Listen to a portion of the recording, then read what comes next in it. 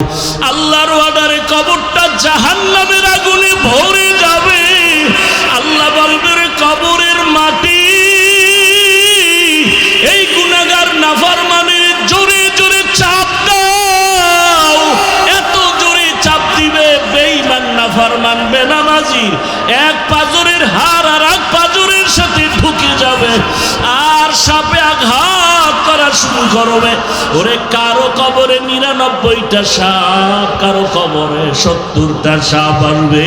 ও আমার কলিজার যুবক বাবারা, ও বৃদ্ধ বাবাজিরা, ও পর্দার আড়ালের মা বোনেরা, একটু আগে আপনারা নিজেরাই স্বীকার করলেন আপনার আল্লাহ আমার আল্লাহ এক, নবী এক, কোরআন এক, কাবা এক, ধর্ম এক, কালেমা এক, কাফনের কালারও এক, কবর এক, প্রশ্ন এক। তারপরও কেন আপনাকে টুপির বয়ান করতে হবে? আপনাকে কেন পর্দার বয়ান করতে হবে? আমি টুপি খুলতে চাই না আর আপনি টুপি দিতে চান না। আমি দাড়ি কাটতে চাই না, আপনি রাখতে চান না। আমি মসজিদে না ঢুকলে কষ্ট পাই আর আপনার ঢুকতে গেলে কষ্ট লাগে। বুঝি না আমি ভুলে আসি নাকি আপনারা ভুলে আছেন। এরপরেও তো পাও ধরে ধরে ওলামায়ে কেরাম আপনাদের বুঝায়, এত বিরোধিতা করেন তারপরও কোনো ওলামায়ে কেরাম গালি দেন না। আরে সরকারি চাকরি করে, বেসরকারি চাকরি করে যারা দৈনিক ৮ ঘন্টা ডিউটি, মাসে ২০,০০০ টাকা বেতন পায়, নিম্নে আরো কত বেশি পায়, আবার বিভিন্নভাবে আরো ইনকাম আছে। কিন্তু একবারও কি ভাবছেন বিবেক দিয়া একজন আলেম মসজিদে ইমামতি করতে গিয়া ২৪টা ঘন্টায় ডিউটি করে, বেতন ১০,০০০, গ্রাম এলাকায় ৫,০০০-এর বেশি দেওয়া হয় না, তাও মাসে মাসে ক্লিয়ার না। একজন ইমাম ২৪ ঘন্টা ১২ মাস ডিউটি করিয়াও বেতন ঠিক মতো না পাইয়া কোনো দিন ইমাম কোনো কমিটির বিরুদ্ধেও বলে না, বরদোয়াও করে না, বরং মোনাজাতে চোখের পানি ছেড়ে দোয়া করে, হে মালিক এলাকায় শান্তি দাও, ব্যবসায় বরকত দাও, কবরওয়ালাদের জান্নাত বানায় দাও, অসুস্থ রোগীরে সুস্থ বানায় দাও। ওলামায়ে কেরাম এত কষ্ট করিয়া নিঃস্বার্থভাবে আপনাদের পেছনে দৌড়ায়। ও আল্লাহর বান্দারা, এরপরও যদি আলেমের কথা না শুনিয়া বিরোধিতা করিয়া কবরের বিছানায় পড়িয়া যান, আল্লাহর অর্ডার হয়ে যাবে জাহান্নামের ফেরেশতাকে ধর। ওরে আমি এদের আর কোনোদিন ছাড় দিব না, এদেরকে কিয়ামতের দিন টানতে টানতে জাহান্নামের দিকে নেওয়া হবে। আর অর্ডার হবে, ওয়াসিকাল্লাযীনা কাফারু ইলা জাহান্নামা যুমারা হাত্তা ইযা জাউহা ফুতিহাত আবওয়াবুহা ওয়া ক্বাল। আল্লাহ তাআলা জাহান্নামের অর্ডার করবে, কে ধরে নাও। কিয়ামতের ময়দান এমন কঠিন ময়দান হবে। আম্মা জান আয়েশা বলেন, একদিন দেখি রহমতের নবী আমার হুজরায় বসে গুনগুন করে কান্না করেন। আমি আয়েশা ভয় পেয়ে গেলাম, বুঝি আমার বেয়াদবি হয়ে গেল। আমি গিয়ে জিজ্ঞাসা করলাম, ইয়া রাসূলুল্লাহ আপনি কাঁদেন কেন? মায়ার নবী কয়, আয়েশা আমার যখন খাদিজার কথা মনে পড়ে চোখের পানি ধরে রাখতে পারি না রে আয়েশা। ওরে আরবের মানুষ আমাকে যখন তাড়াইয়া দিত, ওরে আমার জন্মভূমিতে থাকতে দেয় নাই, ওই সময় আমার খাদিজা আমার জীবনের বড় সফলতার চাবি হয়ে আসছে। ও আয়েশা, খাদিজার কথা মনে যখন পড়ে চোখের পানি ধরে রাখতে পারি না। আর যখন হাসরের ময়দানের কথা মনে পড়ে কান্না করি। কেন ইয়া রাসূলুল্লাহ? আল্লাহর নবী বলেন, ও আয়েশা হাসরের ময়দানটা এত কঠিন, ওরে জমিনটা সূর্যের গরমে তামা হয়ে যাবে, অন্যদিকে জাহান্নামের আওয়াজ। ওই সময় আমার আল্লাহ রাগান্বিত আওয়াজ দিতে থাকবেন, লিমানিল মুলকুল ইয়াউম লিল্লাহিল ওয়াহিদিল কাহ্হার। এমন আওয়াজ দিবে হাসরের ময়দানটা থরথর করে কেঁপে উঠবে।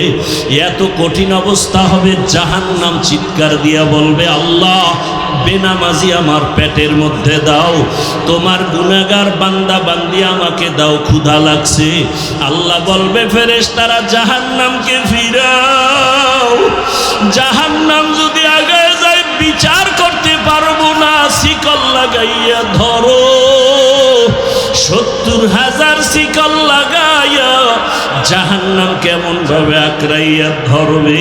ও আমার বাবারা, রসুল যদি জাহান্নামের ভয়ে কান্না করেন হাসরের ময়দানের কথা চিন্তা করে, আপনার আমার কি উপায়? কপাল খারাপ, এক ফোঁটা চোখে পানিও নাই।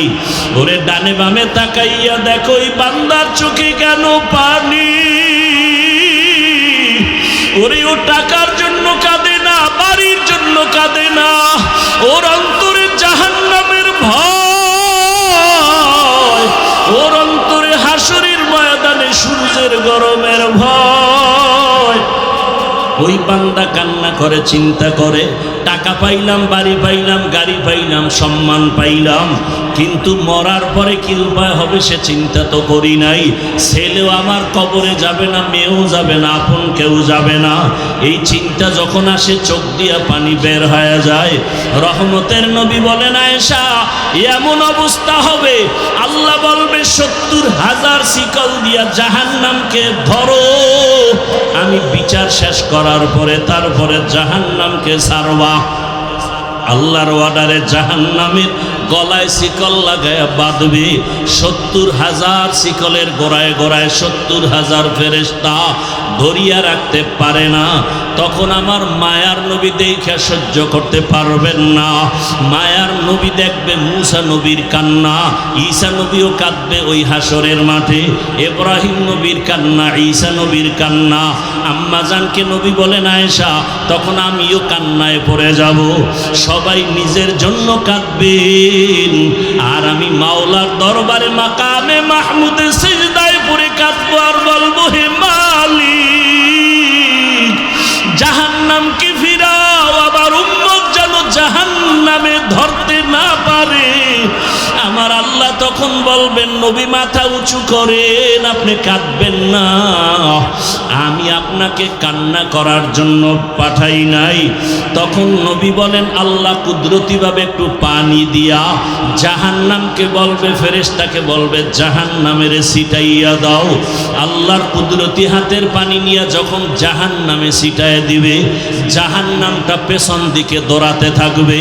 ফেরেশতারা বলবে, আল্লাহ এমন কি পানি দিলা, 70,000 শিকল দিয়া যেই জাহান্নামের ধরে রাখতে পারি না, এমন কি পানি দিলা যে জাহান্নাম পেছনে ভাগতেছে। এটা কি জমজমের পানি নাকি আবে হায়াতের পানি নাকি কাউসারের পানি? আমার আল্লাহ বলবে, না রে ফেরেশতারা, জমজমের পানিও না, কাউসারের পানিও না, আবে হায়াতের পানিও না, এই পানি আমার মায়ার নবীর গরীব গুনাহগার উম্মতের চোখের পানি।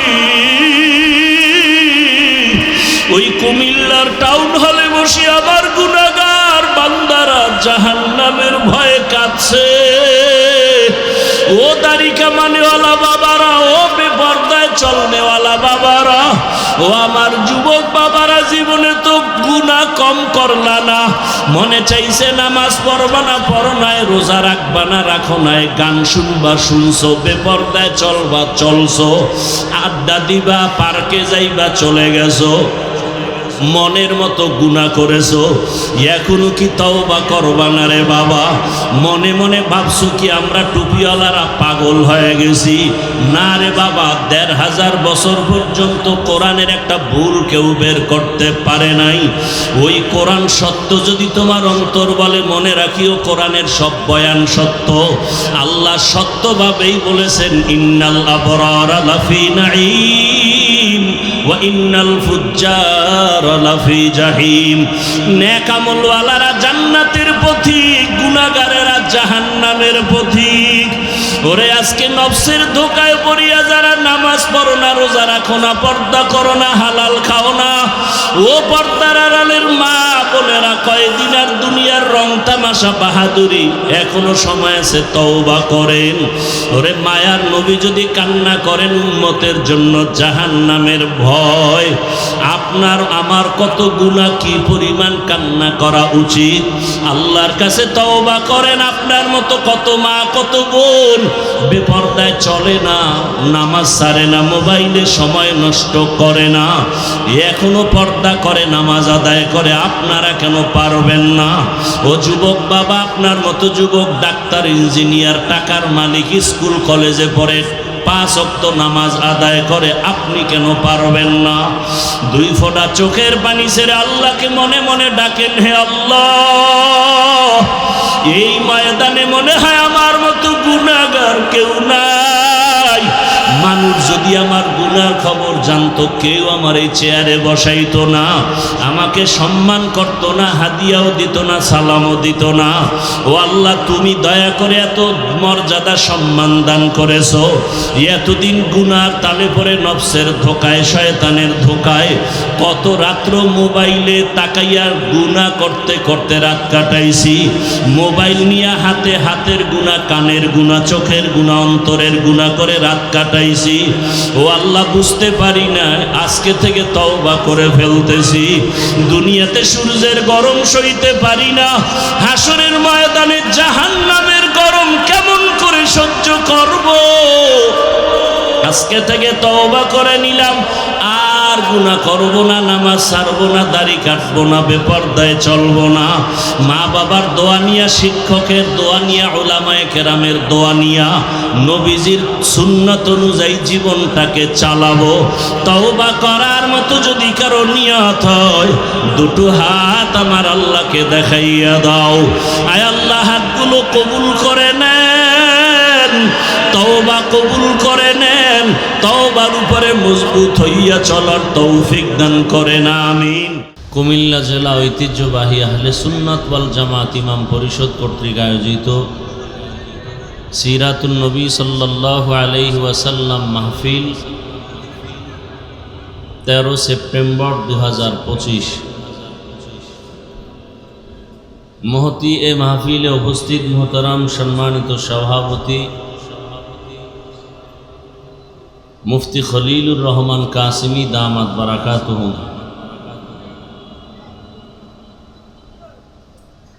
হযরত উলামায়ে কেরাম,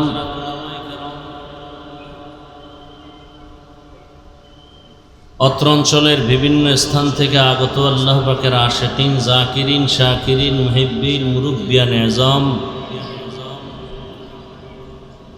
কলিজার টুকরা আমার সমবয়সী যুবক বন্ধুগণ, স্নেহের ছোট ভাই, পর্দার আড়ালে মাইকের আওয়াজ শ্রবণরতা সম্মানিতা মা ও বোনেরা, আল্লাহ পাকের দরবারে শুকর আদায় করি যে মহান রব্বুল আলামিন দয়া করে আমাদেরকে সুস্থ রেখেছেন, আলহামদুলিল্লাহ। আমাদের এই সুস্থতাকে আল্লাহ পাক দায়েমান কবুল করেন। হাজারো লাখো মানুষের ভেতর থেকে পৃথিবীর শ্রেষ্ঠ মজলিসে, গুনাহ মাফের মজলিস, তওবা কবুলের বরকতি মজলিসে আমাদেরকে আল্লাহ কবুল করেছেন, হাজির হওয়ার তৌফিক দান করেছেন। পুনরায় শুকর আদায় করি, আলহামদুলিল্লাহ। দরুদ ও সালাম সৈয়দুল মুরসালিন, রাহমাতুল লিল আলামিন, শফিউল মুজনিবিন, খাতামুন নবিয়্যিন, সৈয়দুস সাকালাইন, ইমামুল মুরসালিন, শফিউ আযম, রাসূল আকরাম, রহমত আলম, নবিয়ুল আরব আল আজম, হাবিব কিবরিয়া, আশরাফুল আম্বিয়া, সৈয়দুল আম্বিয়া, শফিউ মাহশর, সাকি কৌসর, आका नामदार, मदीना का ताजदार, आफ्ताब नबूवत, फ़ख्र मौजूदात, सैयदुल मखलूक़ात, हज़रत मुहम्मदुर रसूलुल्लाह। সবাই মহব্বতে পড়েন, আবার পড়েন সাল্লাল্লাহু আলাইহি ওয়া আলিহি ওয়াসাল্লাম, সাল্লাল্লাহু আলাইহি ওয়া আলিহি ওয়াসাল্লাম। পৃথিবীতে শ্রেষ্ঠ রসুলের পিওর আশেক ওই ব্যক্তি যে বেশি বেশি বেশি বেশি দরুদ পড়ে আজমতের সাথে পবিত্র হালাতে। এবং দরুদ এমন একটি আমল, সাধারণভাবে মৌখিক নফল আমলের মধ্যে পাওয়ারফুল দরুদ আর ইস্তেগফারের থেকে বড় আমল আর নেই।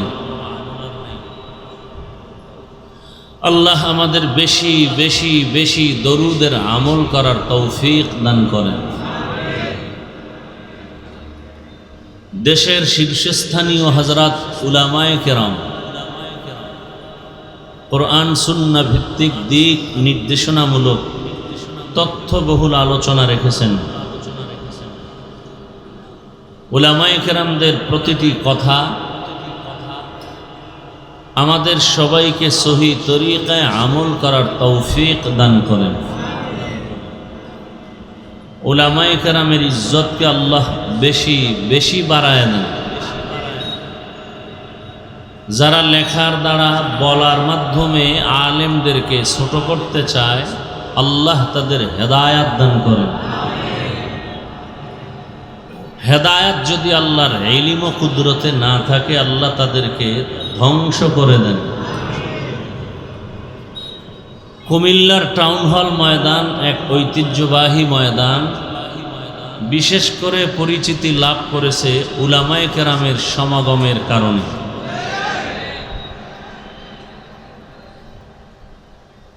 আল্লাহ পাক রব্বুল আলামিন এ মাহফিল কবুল করেন।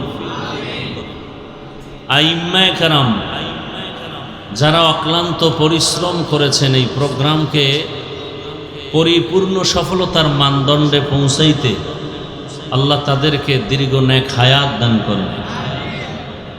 এই মাহফিলকে কেন্দ্র করে গোটা পৃথিবীতে আল্লাহ শান্তির ফয়সালা করেন। মুসলমানের ঈমান ও আমল ইজ্জতের হেফাজত করেন। আমার দেশের ভাই বোন যারা প্রবাসে আছেন, আল্লাহ তাদেরকে হেফাজত করেন।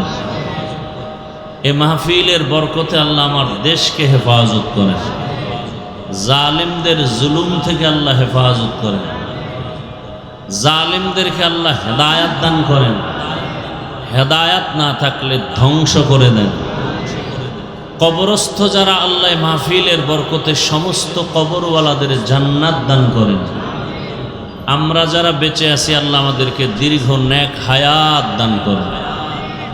এগুলো ফাও কথা না, হ্যাঁ? এত বরকতপূর্ণ মজলিস,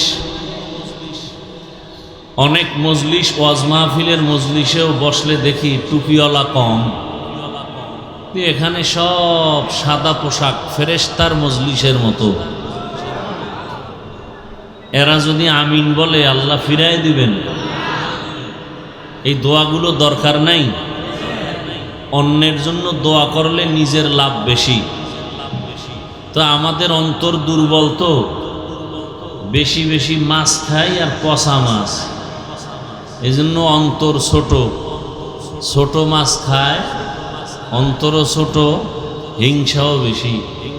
মাছের মধ্যে হিংসা তুলনামূলক বেশি, এই জন্য হিংসা আমাদের মধ্যে একটু বেশি। অন্যের জন্য দোয়া করতে চাই না আমরা।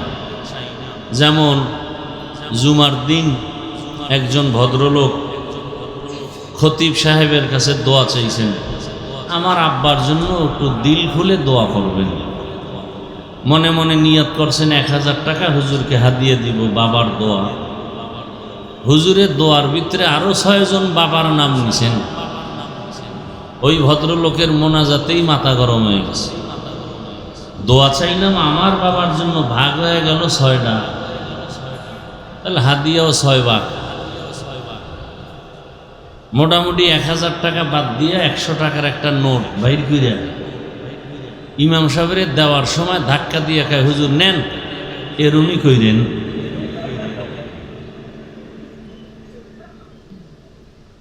তার চিন্তা কি, দোয়া আলাদা গেছি গা, তার বাবার দোয়া আলাদা ভাগ হয়ে গেছে।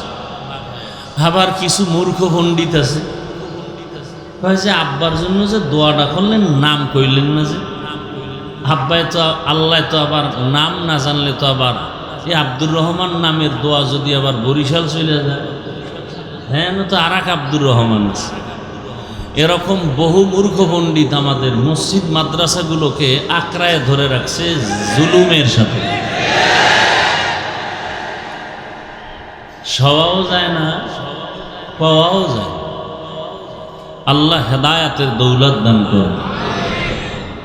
আপনারা যেই পরিমাণ চিৎকার ভ্যান্ডেলে দেন, এই একচ্ছত্র চিৎকারটা যদি ঠিক এককভাবে ময়দানে থাকতো, তাহলে এত আন্দোলনের তো প্রয়োজন হতো না। চট্টগ্রামে সাংবাদিকের গলায় ছুরি লাগে, সেই জুলাই আগস্টের আন্দোলনের পরে, এরপরও দেশবাসী ভাবছিল কোনো আন্দোলনের প্রয়োজন হবে না। তো কঠিন হালাত, আগের তুলনায় দোয়া করা দরকার অনেক বেশি। বিশেষ করে আমাদের উলামায়ে কেরামদের এক ও নেক হওয়ার জন্য, এক ও নেক হওয়ার জন্য। কারণ যেই ঘরের স্বামী স্ত্রীর মধ্যে অমিল, ওই ঘরে অশান্তির এক দাবানল। যেই দেশের মধ্যে উলামায়ে কেরামের মাঝে দূরত্ব, ওই দেশের জনগণ শান্তি পাবে এটা আশা করা যায় না। আর এই আলেম ওলামাদের মধ্যে দূরত্বের যে আপনারা দোষের মধ্যে নাই না, আপনাদেরও দোষ আছে যথেষ্ট পরিমাণ। কি, যারা আমাকে মোহাব্বত করেন তারা ফেসবুকে লিখতে লিখতে আমাকে আরশে আজিমে উঠায় দেয়, আর যারা আমার লাইনে না এগো সিজ্জিনের নিচে নিয়ে যায়। এইভাবে লেখালেখির মাধ্যমে যারা আলেমের বিরোধিতা করেন, একজনকে উপরে উঠান আর একজনকে ডাউন করেন, এর দ্বারা আলেমের ক্ষতির তুলনায় সমষ্টিগতভাবে ইসলামেরই বদনাম হয়। কেন? কিয়ামত পর্যন্ত এ জমিনে আর কোনো দিন আমাদের রসুল দাওয়াত দিতে আসবেন না, সাহাবায়ে কেরাম আসবেন না, আইম্মায়ে কেরাম আসবেন না, আউলিয়ায়ে কেরাম বড়রা আসবেন না। কিয়ামত পর্যন্ত জাতিকে দুনিয়াতে শান্তি মুক্তির পথ দেখাবেন, আখিরাতে জান্নাতের পথ দেখাবেন একমাত্র শুধুমাত্র কেবলমাত্র উলামায়ে কেরাম না, উলামায়ে আহলে হক। উলামায়ে কেরাম কি? উলামায়ে আহলে হক। কারণ উলামাদের মধ্যে আর একটা অংশ আছে আহলে বাতিল। قال رسول الله صلى الله عليه وآله وسلم ألا إن شر الشر شرار العلماء وإن خير الخير خيار العلماء। রহমতের নবী বলেন, জমিনের মধ্যে সব থেকে খারাপ হবে একদল আলেম, আবার একদল ভালো হবে, চূড়ান্ত ভালো আলেম। এক বচনে আলেম, বহু বচনে উলামা। উলামা আহলে হক কেমন হবে? ইন্নামা ইয়াখশাল্লাহা মিন ইবাদিহিল উলামা। যারা উলামা আহলে হক, এরা আল্লাহকে বেশি বেশি বেশি বেশি ভয় করবেন। কেমন ভয়? বলে সাধারণ মানুষ নফসের ধোকায় পড়ে বাম হাতে পানি পান করবেন, একজন আহলে হক আলেম কখনো বাম হাতে কিছু পান করবে না, খাবে না। সাধারণ মানুষ নফসের ধোকায় পড়ে কাউকে গালি দিবেন, কিন্তু একজন আহলে হক আলেম কখনো নফসের ধোকায় পড়ে গালি দিবেন না। আহলে হক উলামা আল্লাহকে ভয় করবেন। ভয়ের মানে কি? আল ইহতিরাজ আনিল মাসিয়া। সন্তান মা বাবাকে ভয় করে, প্রমাণ হলো মা বাবার সামনে অন্যায় করে না। একটা ছাত্র শিক্ষককে ভয় করে, প্রমাণ হলো শিক্ষকের সামনে ছাত্র অন্যায় করে না। ঠিক যেই বান্দা বান্দি আমার আল্লাহকে ভয় করবেন, ওই বান্দা আমার আল্লাহকে ফাঁকি দিয়া গুনাহ কখনো করবে না। हर के दारत खौफ हक दार दिल मदर जन्नतुल मअवा देहद ओ राम काम जुज़्बा हक छी जे मखाज इंसुजा फजले उ आमस्ते दर जुमला जहा। तो आहले हक उलामा কিয়ামত পর্যন্ত এই জাতিকে কবরের বয়ান করবেন, জান্নাতের বয়ান করবেন, জাহান্নামের বয়ান দিবেন, পরকাল নিয়ে মানুষকে কথা বলবেন। কেন দুনিয়া নিয়ে কিছু বলবেন না? কারণ আহলে হক ওলামারা দুনিয়া বুঝে না। আন্দাজি ঠিক।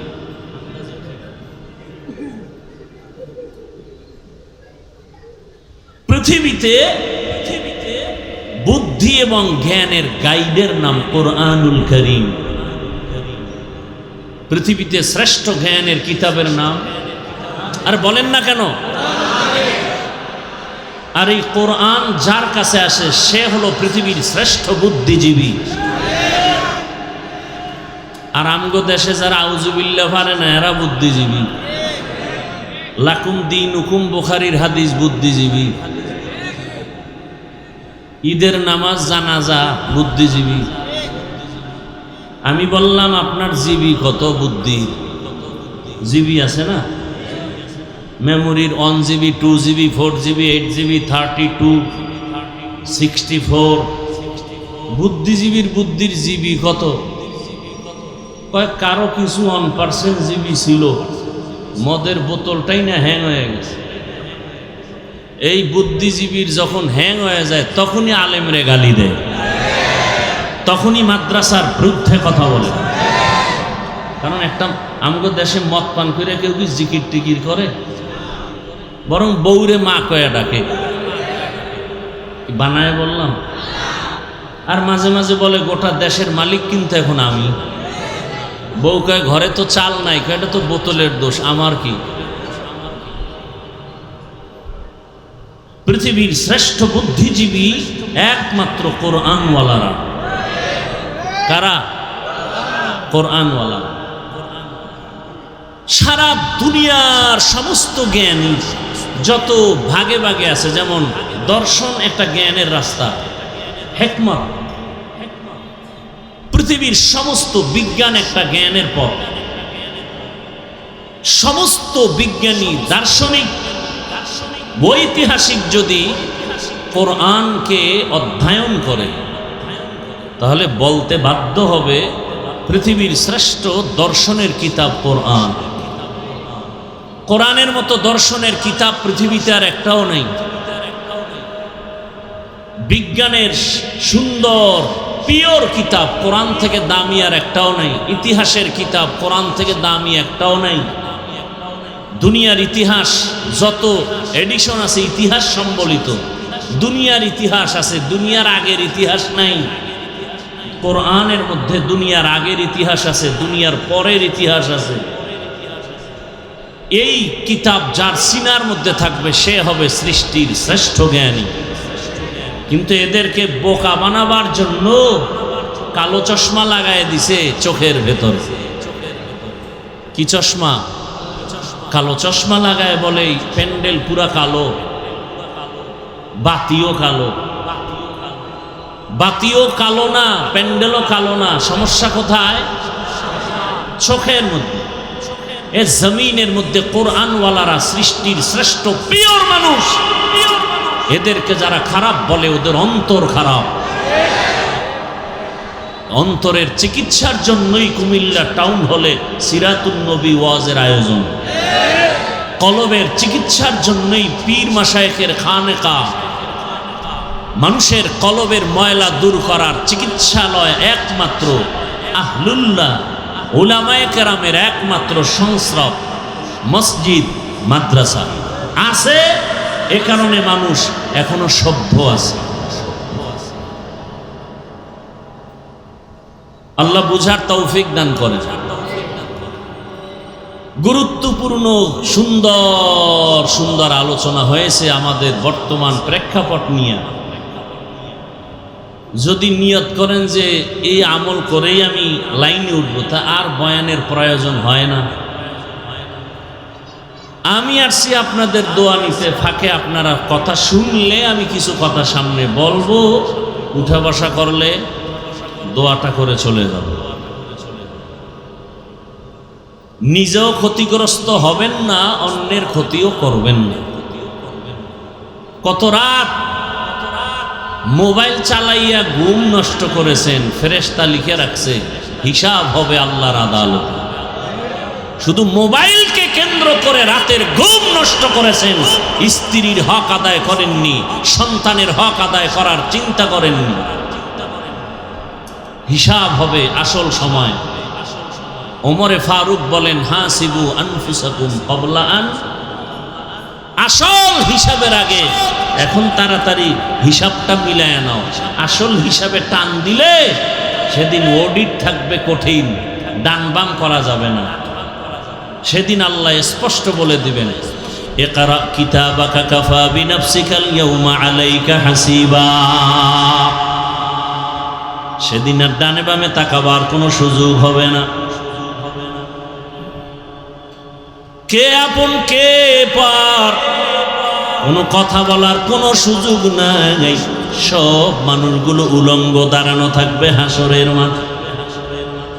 কই বাহাদুর, কই নেতা, কই ইমাম, কই মুক্তাদি, কই পীর, কই মুরিদ, কই বক্তা, কই শ্রোতা, কই ডাক্তার, কই রোগী।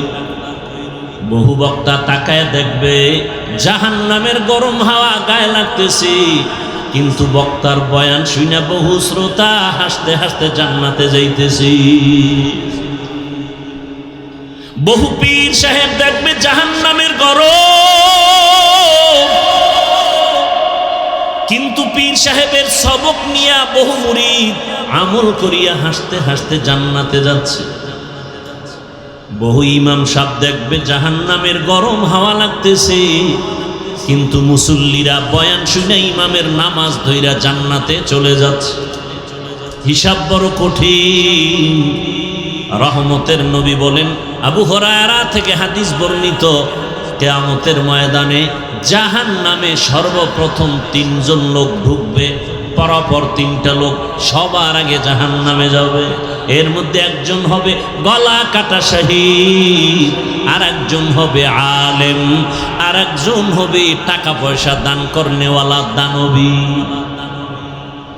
দুনিয়ার সব বিবেক বলে 3 জন জান্নাতি, আল্লাহর আদালত বলবে 3টা বিনা হিসাবে জাহান্নাম। জিন্দেগি বড় কঠিন। কিসের বাহাদুরি করি,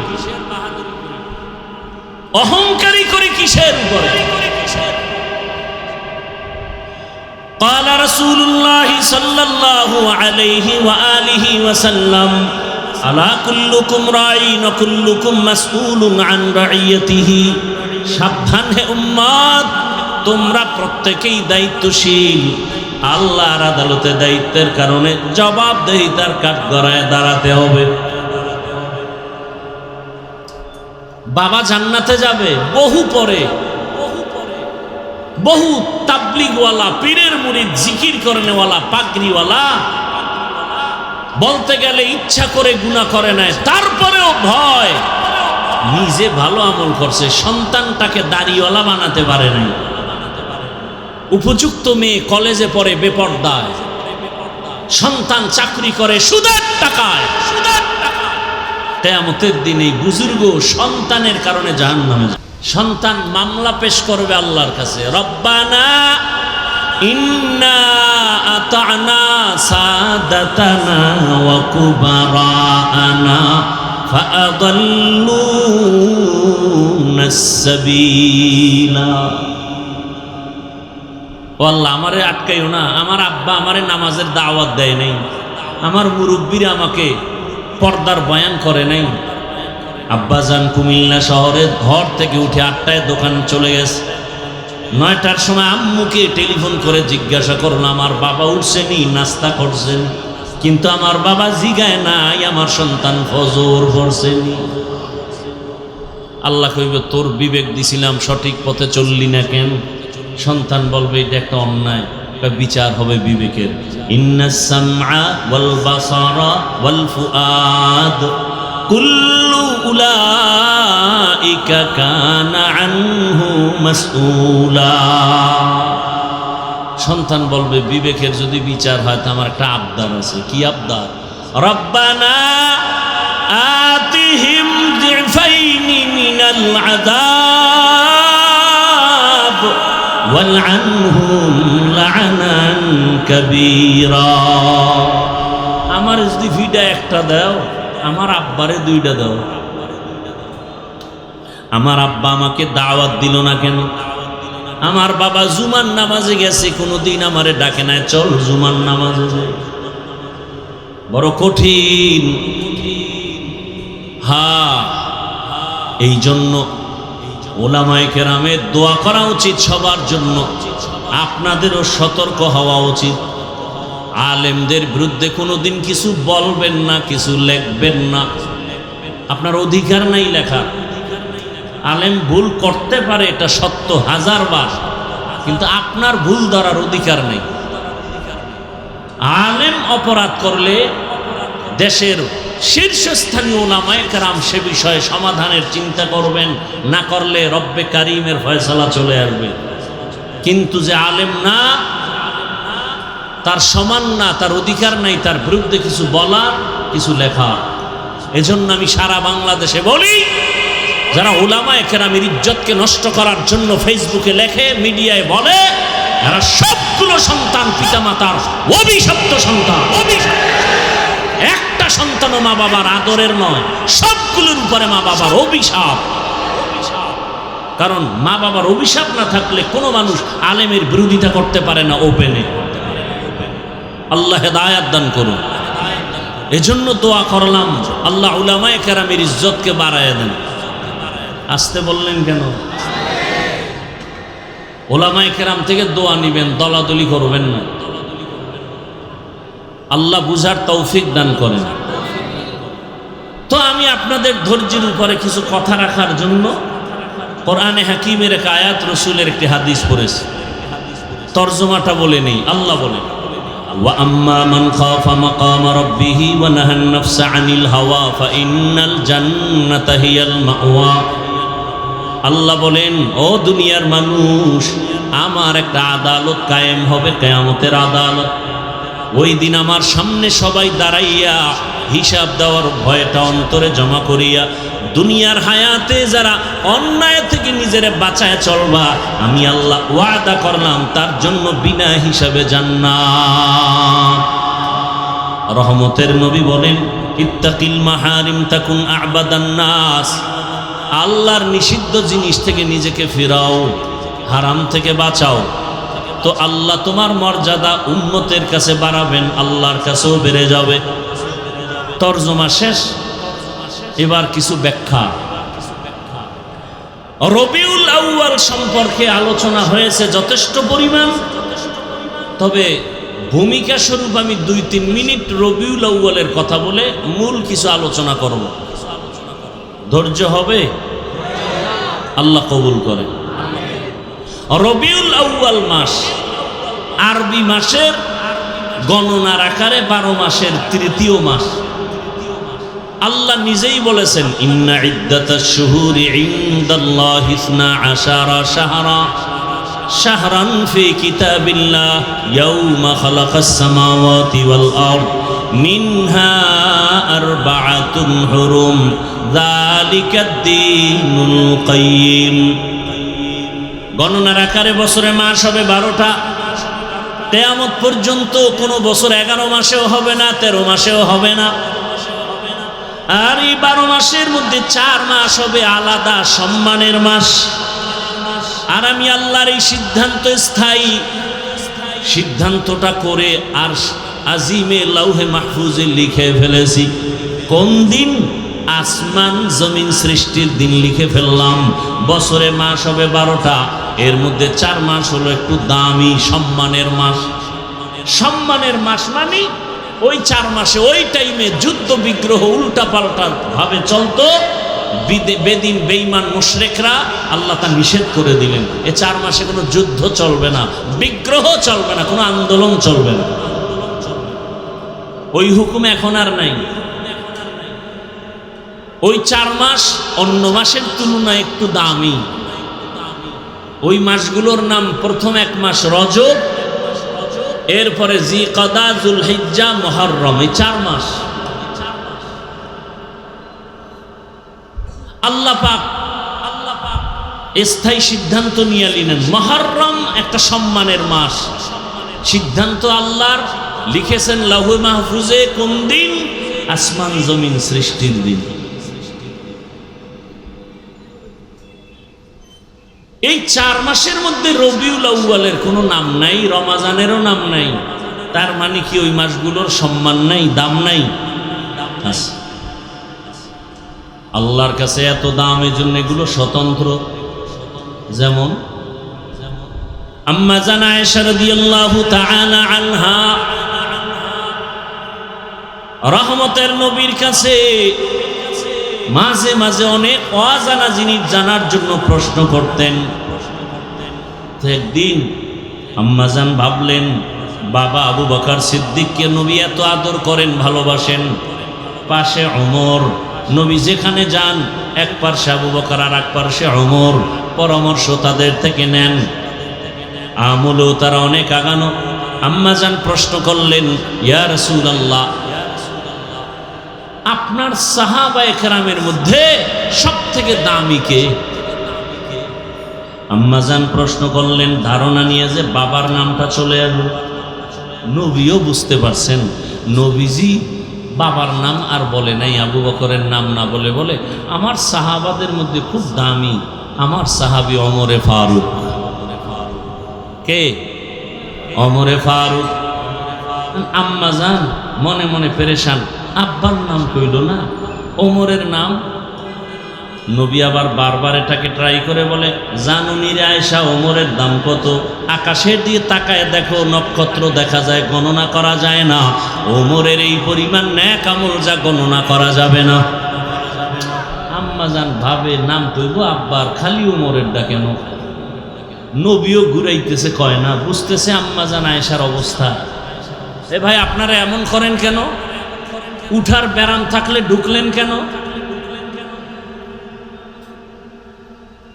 দাঁড়ায় দাঁড়ায় বয়ান শুনতেন, বাহিরে মন চাইলে দাঁড়াইতেন, মন না চাইলে বাইরে যেয়ে বিড়ি টানতেন। কেন ডিস্টার্ব করেন বলেন তো? দীর্ঘ টাইম আপনার বসার অভ্যাস না থাকলে ভেতরে ঢুকলেন কেন? আপনাদের মতো অন টাইম মানুষের জন্য তো বাহিরে মাইক লাগানো হয়েছে, না তো বাইরে মাইকের দরকার ছিল না। কেন ডিস্টার্ব করেন? আপনি বুঝেন এই প্যান্ডেলের দাম কত? একটা অপরাধীকে থানায় নিয়ে পুলিশ এত আঘাত করে, কাঁদে না? আর এখানে বসে আল্লাহর ওলিরা বয়ান করেন, 200 হাত দূরে বসে মানুষ কান্না করে। বুঝেন কিছু প্যান্ডেলের মূল্য কত? বেতের বাড়ি দিয়ে চোখে পানি আনতে পারে না পুলিশ। আর কোরআনের বাগানে জাহান্নামের বয়ান যখন শুরু হয়, জীবনে মসজিদে যায় না, সেও চুপ করে কান্না শুরু করে। বলেন তোকে মারলো কে? কেন ডিস্টার্ব করেন? ভালো না লাগলে বলেন, মোনাজাত দিয়ে চলে যায়।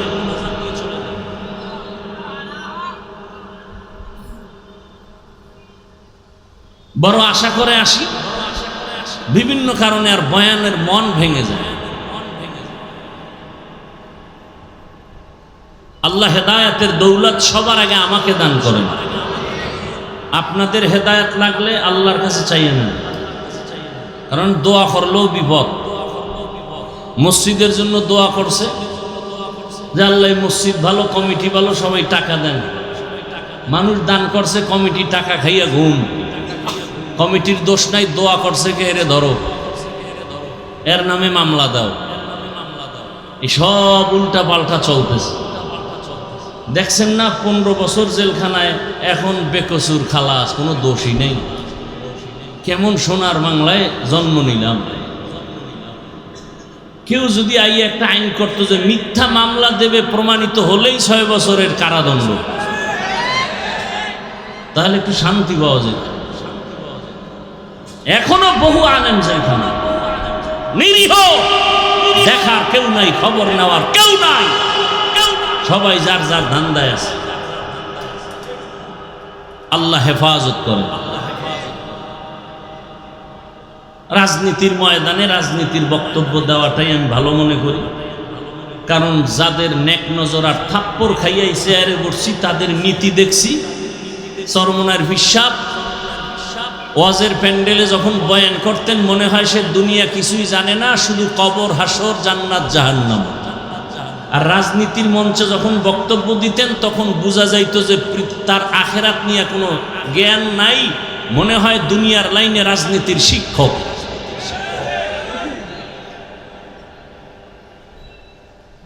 রাজনীতির কথা উম্মতকে বলার জন্য আমাদের ইসলামী রাজনীতির মঞ্চ আছে না নেই? কথা বলেন। এখানে আওয়ামী লীগ, বিএনপি যত দল আছে সবের লোক এখানে আছে না? এরা যদি জানতো যে আমি চরমনাইয়ের হাত পাখার ভোটের জন্য আইসি ওয়াজ করতে, বইতুনি সবাই। সত্য কথা বলেন, কথা বলেন না কেন? খেজুর গাছ রিক্সার ভোট চাইতে আইসি, এই খবর টের পাইলে বইতো সবাই। বলেন। তাহলে এই মানুষগুলো নির্দ্বিধে আসছে কেন? যে হুজুরেরা একটু কান্নার ওয়াজ করব, জাহান্নামের বয়ান করবে, নামাজের ওয়াজ করবে, রোজার ওয়াজ করবে, সুদের বিরুদ্ধে ওয়াজ করবে, হালাল হারামের বয়ান করবে। কথা বুঝাইতে পারলাম? হ্যাঁ,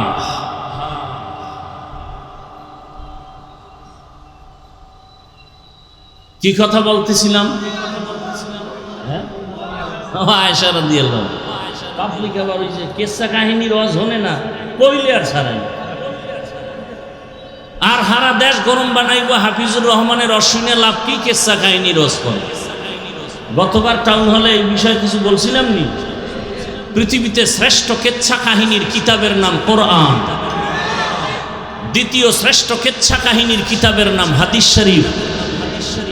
ওলামায়ে কেরাম একটু উম্মতকে বলে দেন, কোরআনের মধ্যে সাপের কেচ্ছা নাই, হাতির কেচ্ছা নাই, মশা মাছির কেচ্ছা নাই, তো জাহেলগুলো কি কয়? ও যা কি কয়, কি বলে তার খবর নাই। আসলে হেদায়াতের নিয়তে বলে না, আক্রমণের জন্য বলে। আল্লাহ সব ভাইকে হেদায়াত দান করুন। গরুর কেচ্ছা দিয়া সূরা বাকারা শুরু হয়, কেচ্ছা নেই।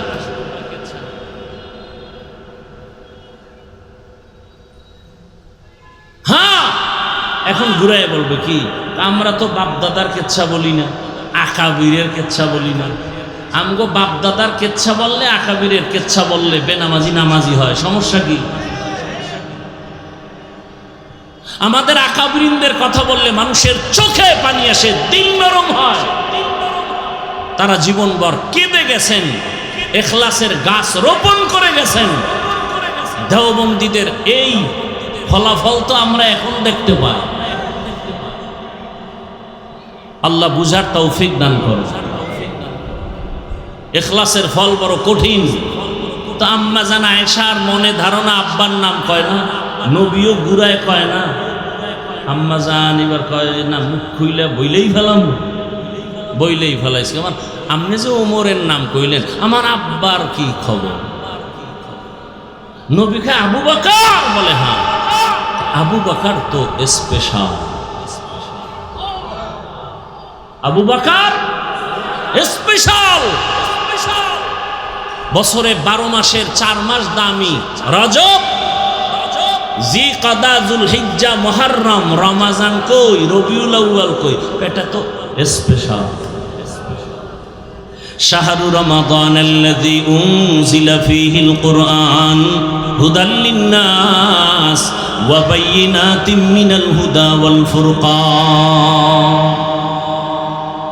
রবিউল আউয়াল বারবার আলোচনা আসে কেন? সবাই নবীর জন্ম মোবারকের আলোচনা করে, কিন্তু শুধু জন্মটাই রবিউল আউয়ালের মধ্যে সীমাবদ্ধ না। রবিউল আউয়াল এমন একটা মাস মাস, আমরা অনেক নিয়ামত পেয়েছি রবিউল আউয়ালে। ভালো করে মনে রাখবেন, এই রবিউল আউয়ালে রসুলের আগমনকে কেন্দ্র করে আলোচনার ব্যানারগুলোতে আমরা অনেক শব্দ দেখি। যেমন এই চট্টগ্রাম, কুমিল্লা, বাংলাদেশ সহ বিভিন্ন ব্যানার দেখলাম, লেখা আছে মিলাদুন নবী, আবার তার সামনে আছে ঈদ, আবার একটু বড় করে উপরে লেখা আছে সকল ঈদের বড় ঈদ, ঈদে মিলাদুন নবী।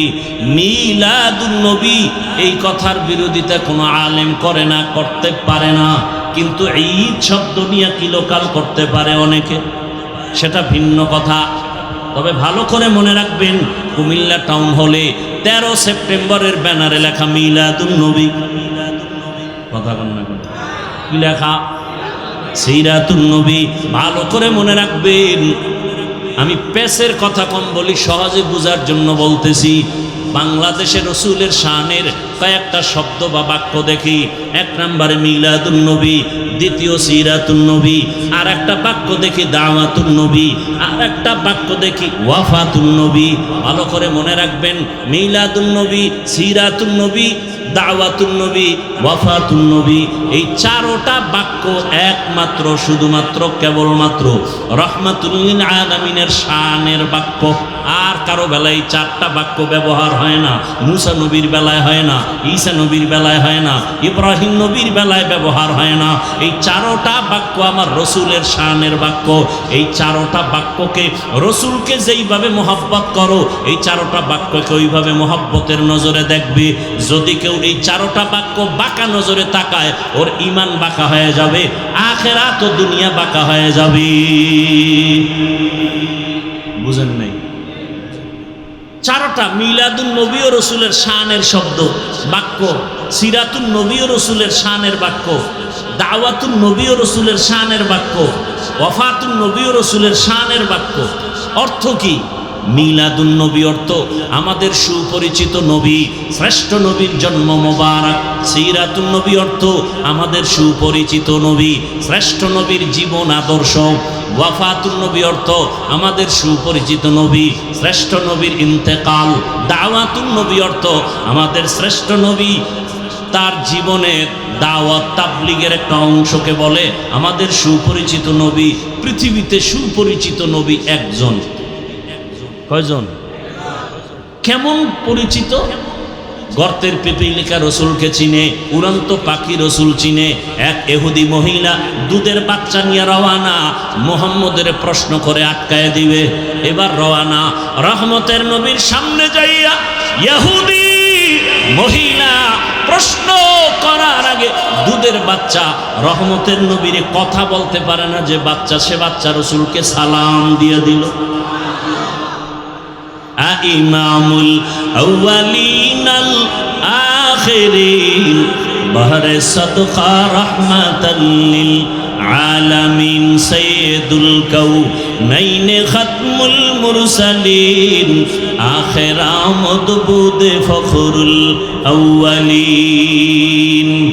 নবী গাছের কাছেও পরিচিত, মাছের কাছেও পরিচিত, সূর্যের চন্দ্রের কাছেও নবী পরিচিত, রহমতের নবী গর্তের প্রাণীর কাছে পরিচিত। সাপ দীর্ঘ বছর পাহাড়ের গুহায় অপেক্ষা করে রসুলের মোবারক চেহারাটা এক নজর দেখবে। আবু বকর বাধা দিছে, পা দিয়া। সাপ মনে করে বাধা দেয় না, রসুলের নিরাপত্তার স্বার্থে বাধা দিছে। সাপ আর সহ্য হয়ে গেল, রহমতের নবীর দর্শন বুঝি হবে না, একটু আঘাত করেছে। তাহলে সাপ আমার রসুলকে চিনে, কপাল খারাপ আমগো বাংলাদেশি, রসুলকে চিনি না। যদি চিনতাম তাহলে দাড়ির মধ্যে অস্ত্র লাগাতে পারতো না। রসুলকে যদি চিনতিনি মুমিন, তাহলে নবীর মোহাব্বতে কেন বারবার তোমার পায়ে ধরে ধরে টুপির বয়ান করতে হবে? আমিও রসুলের আশিক মুসলমান, তুমিও মুসলমান। তোমার আল্লাহ আমার আল্লাহ দুই না এক? মুসলমান বেয়াদবি ক্ষমা চাই, হয়তো বলার ভাষার শব্দগুলো চয়নটা একটু কেমন যেন, বেয়াদবি ক্ষমা চাই। রসুলের উম্মত হিসাবে আপনার নবী আমার নবী এক না আলাদা? আল্লাহ আমাদের কোরআন বলেন, সত্য কথা বলেন, আমাদের হাদিস। আমরা দুনিয়াতে আছি সিস্টেম, আপনাদের কালেমা আমার কালেমা দুই, আপনাদের ধর্ম আমার ধর্ম দুই, আপনাদের কাবা আমার কাবা দুই, সব এক। দুনিয়া থেকে বিদায় বেলা কাফনের সংখ্যা হবে আলাদা না সব এক? আপনাদেরও 3টা কাফন হবে, আমাকেও 3টা কাফন হবে। টাকাওয়ালা মরে গেলে তাকে সম্মানে একটা কাফন কেউ বাড়াবে না। রিক্সা ড্রাইভার গরিব যদি মরে যায় তার অসম্মানে বা গরিব হওয়ার কারণে একটা কাফন কেউ কমাইয়াও দিবে না। রিক্সা ড্রাইভারের যেমন 3টা কাফন, ধনী লোকেরও 3টা কাফন হবে, কালার হবে আলাদা। গরিবের কাফনের কালার একরকম, ধনীদের কাফনের কালার আর একরকম। ভালো করে বুঝো, কে ধনী কে গরিব, কে আলেম কে মূর্খ, কে ইমাম কে মুক্তাদি, কে পীর কে মুরিদ। যতই আজকে বক্তা বক্তা ভাব দেখাই না কেন, কাফনের ভেতরে ঢুকার পর সব বাহাদুরি বন্ধ হয়ে যাবে। কোটি টাকার মালিক দেখো অভাব হয় না দূর, গরিবে ঘুমায় আরাম করে মনটা বাহাদুর। ফেরাউনের লাশটা দেখো নিছর জাদু ঘরে, খায় না মাটি পোকা মাছি সবাই ঘৃণা করে। হৃদয়ে থাকিবে যার নম্রতা সদা, রহমত আসিবে সেথা প্রভুর ওয়াদা। বড়র বাড়াই থাকলে দিলে রহমত আসবে না, নিজেকে নিজে ছোট মনে করিও সাদা। উঁচু জমিন থেকে পানি নিচু জমিনে যায়, তেমনি খোদার রহমত আসে নম্রতার হৃদয়। ভোগবিলাসের বাড়ি গাড়ি পরে রবে সব, থাকতে সময় স্মরণ করো আল্লাহ আমার রব। আমাদের রবকে আরো জোরে বলেন। তাহলে আমাদের কাফনের কালারও কি এক? কবরের সাইজ একটু আলাদা হবে, কবরের সাইজও সবার এক। কবরে মাটি দেওয়ার পরে প্রশ্ন করার জন্য 2 ফেরেশতা আসবে। আমার প্রশ্ন আলাদা, আপনারটা আর একটা প্রশ্ন। কে ধনী কে গরিব, কে পীর কে মুরিদ, কে টাকাওয়ালা কে গরিব, সবার বেলায় 3টা প্রশ্ন। রবের পরিচয় দাও, ধর্মের পরিচয় দাও, রাহমাতুল লিল আলামিনের পরিচয় দাও। তুমি যত টাকার মালিক হও, তোমাকেও যেই প্রশ্ন, আমাকেও সেই প্রশ্ন। এই প্রশ্নের নবী বলেন, যারা জবাব দিতে পারবে তার কবর হবে রওজাতুম মির রিয়াজিল জান্নাহ, আর যারা জবাব দিতে পারবে না তাদের কবর হবে হুফরাতুম মিন হুফারিন নার। যারা 3 প্রশ্নের জবাব দিবে তাদের কবর হবে জান্নাতের বাগান। আল্লাহর রাসূল বলেন, গায়বী একটা আওয়াজ আসবে রব্বে কারীমের তরফ থেকে। রব বলবেন, ফেরেশতা আমার বান্দাকে কষ্ট দিস না, জান্নাতের বিছানা কবরে বিছায়া দাও। আমার বান্দার কবরকে প্রশস্ত করে দাও, জান্নাতের সাথে দরজা করে দাও। আমার ভালোবাসার বান্দা দুনিয়াতে গরমকে উপেক্ষা করে নামাজে দাঁড়ায়। আল্লাহর মহব্বতে বান্দা নামাজ ছাড়ে নাই, তেলাওয়াত ভুলে নাই। আমি আল্লাহ বান্দাকে ভুলতে পারি না। ফাযকুরুনি আযকুরুকুম। আল্লাহর অর্ডার হয়ে যাবে, কবর হবে জান্নাতের বাগান। কিন্তু যারা গুনাহ নিয়ে কবরে যাবে, আল্লাহর ফেরেশতা যখন প্রশ্ন করবে রবের পরিচয় দাও, গুনাহগার বেনামাজি তখন আফসোস করবে, হা হা লা আদরি, আমি কিছুই জানি না, কিছুই জানি না। ফেরেশতা বলবে ধর্মের পরিচয় দাও, ও তো দুনিয়াতে ইসলাম নিয়ে কোনো চিন্তাও করে নাই। বলবে হা হা লা আদরি, আফসোস আমি কিছুই জানি না। আবার যখন বলবে রহমতের নবীর চিনুনি, জীবনে তো রহমতের নবীর সুন্নতের আমল করে নাই, মেসওয়াকের আমল নাই, দস্তরখানের আমল নাই, নিজেও দাড়ি রাখে না, অন্যে রাখে পছন্দ করে না, নিজেও হালাল খায় না, অন্যে খায় পছন্দ করে না। রহমতের নবীকে দেখে চিনবে না, বলে চিনি না আমি, হা হা লা আদরি। আর সাথে সাথে রব্বে কারীমের তরফ থেকে গাইবে আওয়াজ আনবে, আল্লাহ তাআলা বলবে, ও ফেরেশতা, এই নাফরমানের আর কোনো সুযোগ দিও না, একে ধরো,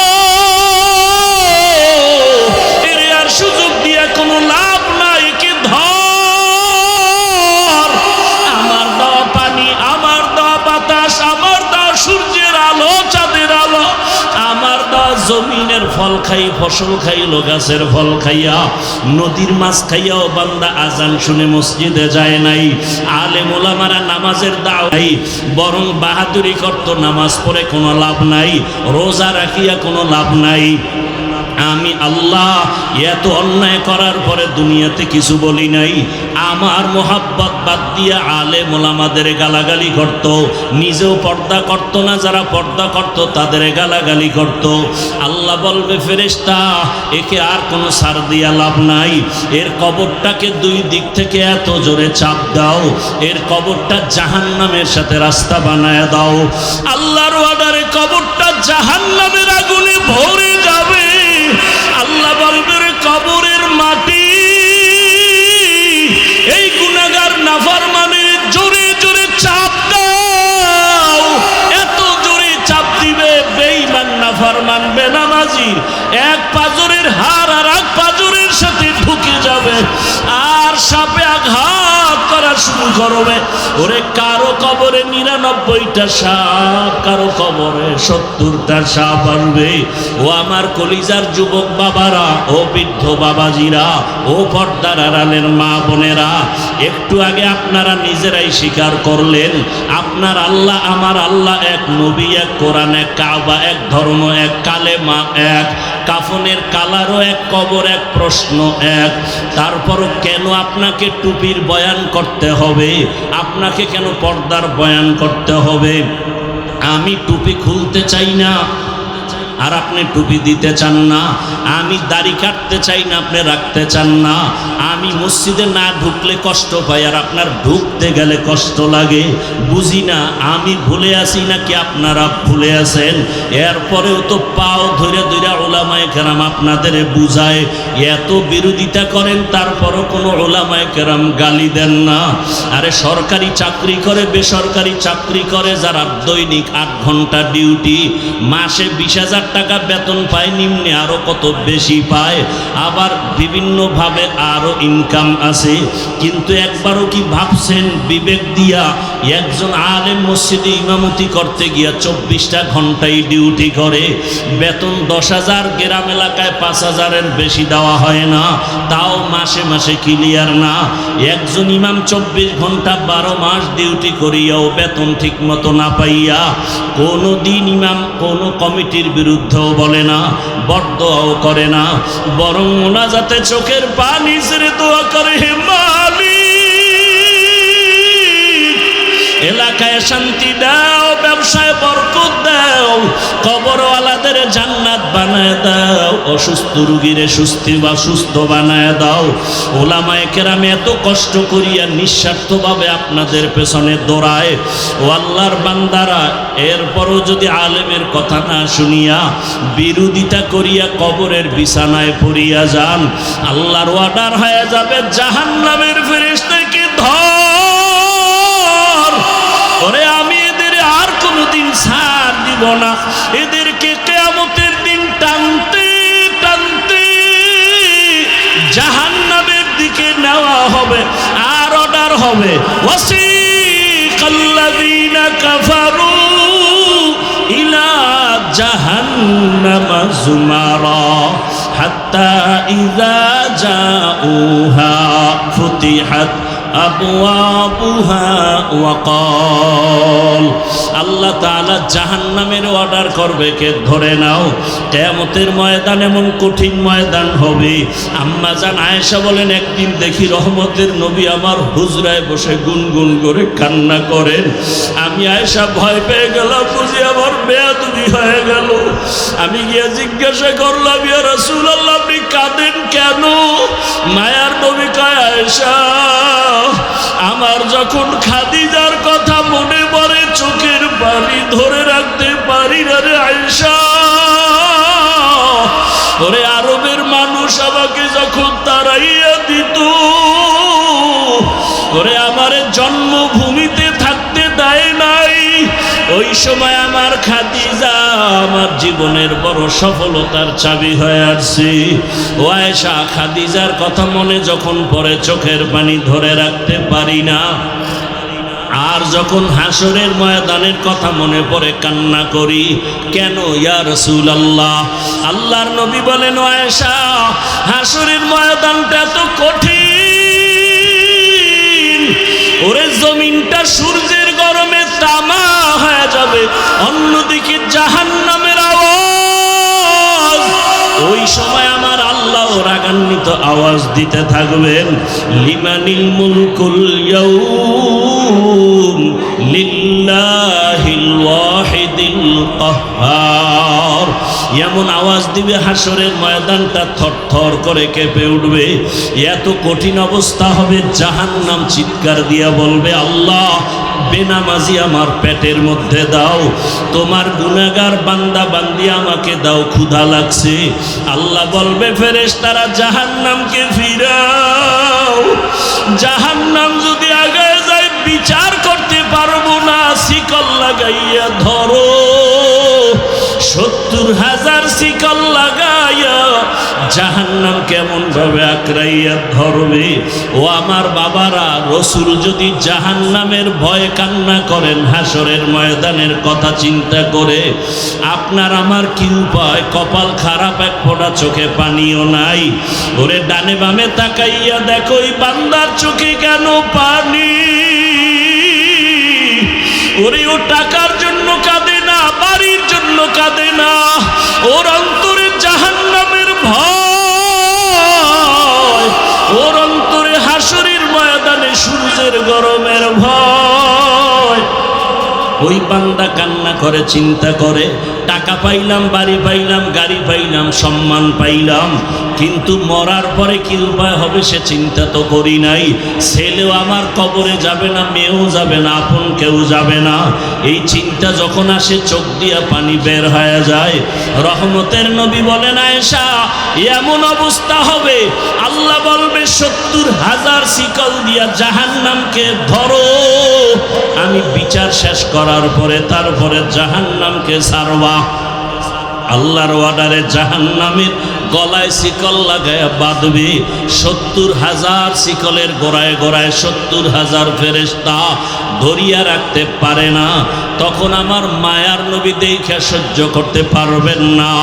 মায়ার নবী দেখবে মুসা নবীর কান্না, ঈসা নবীও কাঁদবে ওই হাসরের মাঠে, ইব্রাহিম নবীর কান্না, ঈসা নবীর কান্না। আম্মা জানকে নবী বলেন, আয়েশা তখন আমিও কান্নায় পড়ে যাব। সবাই নিজের জন্য কাঁদবেন, আর আমি মাওলার দরবারে মাকামে মাহমুদে সিজদায় পড়ে কাঁদবো আর বলবো, হে মালিক জাহান্নামকে ফিরাও, আবার উম্মত যেন জাহান্নামে ধরতে না পারে। আমার আল্লাহ তখন বলবেন, নবী মাথা উঁচু করেন, আপনি কাঁদবেন না, আমি আপনাকে কান্না করার জন্য পাঠাই নাই। তখন নবী বলেন, আল্লাহ কুদরতিভাবে একটু পানি দিয়া জাহান্নামকে বলবে, ফেরেশতাকে বলবে জাহান্নামের ছিটাইয়া দাও। আল্লাহর কুদরতি হাতের পানি নিয়ে যখন জাহান্নামে ছিটাইয়া দিবে, জাহান্নামটা পেছন দিকে দৌড়াতে থাকবে। ফেরেশতারা বলবে, আল্লাহ এমন কি পানি দিলা, 70,000 শিকল দিয়া যেই জাহান্নামের ধরে রাখতে পারে পারি না। এমনকি পানি দিলা যে জাহান্নাম পেছনে ভাগতেছে, এটা কি জমজমের পানি নাকি আবে হায়াতের পানি নাকি কাউসারের পানি? আমার আল্লাহ বলবে না রে ফেরেশতারা, জমজমের পানিও না, কাউসারের পানিও না, আবে হায়াতের পানিও না। এই পানি আমার মায়ার নবীর গরীব গুনাহগার উম্মতের চোখের পানি। ওই কুমিল্লার টাউন হলে বসে আমার গুনাহগার বান্দারা জাহান্নামের ভয়ে কাঁদছে। ও দাড়ি কামানেওয়ালা বাবারা, ও বেপরদায় চলনেওয়ালা বাবারা, ও আমার যুবক বাবারা, জীবনে তো গুনাহ কম করলা না। মনে চাইছে নামাজ পড়বা না, পড়ো নাই, রোজা রাখবা না, রাখো নাই, গান শুনবা শুনছো, বেপরদায় চলবা চলছো, আড্ডা দিবা, পার্কে যাইবা চলে গেছো, মনের মতো গুনাহ করেছো। এখনো কি তওবা করবা না রে বাবা? মনে মনে ভাবছো কি আমরা টুপিওয়ালারা পাগল হয়ে গেছি? না রে বাবা, ১৫০০ বছর পর্যন্ত কোরআনের একটা ভুল কেউ বের করতে পারে নাই। ওই কোরআন সত্য যদি তোমার অন্তর বলে, মনে রাখিও কোরআনের সব বয়ান সত্য। আল্লাহ সত্যভাবেই বলেছেন, ইন্নাল আবরারা লাফি নাঈম ওয়া ইন্নাল ফুজ্জারা লাফি জাহিম। নেক আমলওয়ালারা জান্নাতের পথিক, গুনাহগারেরা জাহান্নামের পথিক। ওরে আজকে নফসের ধোকায় পড়িয়া যারা নামাজ পড়ো না, রোজা রাখো না, পর্দা করো না, হালাল খাও না, ও পর্দার আড়ালের মা বোনেরা, কয়দিন আর দুনিয়ার রং তামাশা বাহাদুরি, এখনো সময় আছে, তওবা করেন। ওরে মায়ার নবী যদি কান্না করেন উম্মতের জন্য জাহান্নামের ভয়, আপনার আমার কত গুনাহ, কি পরিমাণ কান্না করা উচিত। আল্লাহর কাছে তওবা করেন। আপনার মতো কত মা কত বোন বেপরদায় চলে না, নামাজ ছাড়ে না, মোবাইলে সময় নষ্ট করে না, এখনো পর্দা করে, নামাজ আদায় করে। আপনারা কেন পারবেন না? ও যুবক বাবা, আপনার মতো যুবক ডাক্তার, ইঞ্জিনিয়ার, টাকার মালিক, স্কুল কলেজে পড়ে, 5 ওয়াক্ত নামাজ আদায় করে, আপনি কেন পারবেন না? 2 ফোঁটা চোখের পানি ছেড়ে আল্লাহকে মনে মনে ডাকেন, হে আল্লাহ, এই ময়দানে মনে হয় আমার মতো গুনাহগার কেউ নাই। মানুষ যদি আমার গুনার খবর জানতো, কেউ আমার এই চেয়ারে বসাইতো না, আমাকে সম্মান করত না, হাদিয়াও দিত না, সালামও দিত না। ও আল্লাহ, তুমি দয়া করে এত মর্যাদা সম্মান দান করেছো। এতদিন গুনার তালে পরে নফসের ধোকায়, শয়তানের ধোকায় কত রাত্র মোবাইলে তাকাইয়া গুনাহ করতে করতে রাত কাটাইছি। মোবাইল নিয়ে হাতে হাতের গুনাহ, কানের গুনাহ, চোখের গুনাহ, অন্তরের গুনাহ করে রাত কাটাইছি। ও আল্লাহ, বুঝতে পারি না, আজকে থেকে তওবা করে ফেলতেছি। দুনিয়াতে সূর্যের গরম সইতে পারি না, হাসরের ময়দানে জাহান্নামের গরম কেমন করে সহ্য করব? আজকে থেকে তওবা করে নিলাম, আর গুনাহ করব না, নামাজ ছাড়বো না, দাড়ি কাটবো না, বেপরদায় চলবো না। মা বাবার দোয়া নিয়া, শিক্ষকের দোয়া নিয়া, উলামায়ে কেরামের দোয়া নিয়া, নবীজির সুন্নাত অনুযায়ী জীবনটাকে চালাবো। তওবা করার মতো যদি কারো নিয়ত হয়, 2টো হাত আমার আল্লাহকে দেখাইয়া দাও। আয় আল্লাহ, হাতগুলো কবুল করে নেন, তওবা কবুল করে নেন, তওবার উপরে মজবুত হইয়া চলার তৌফিক দান করেন, আমিন।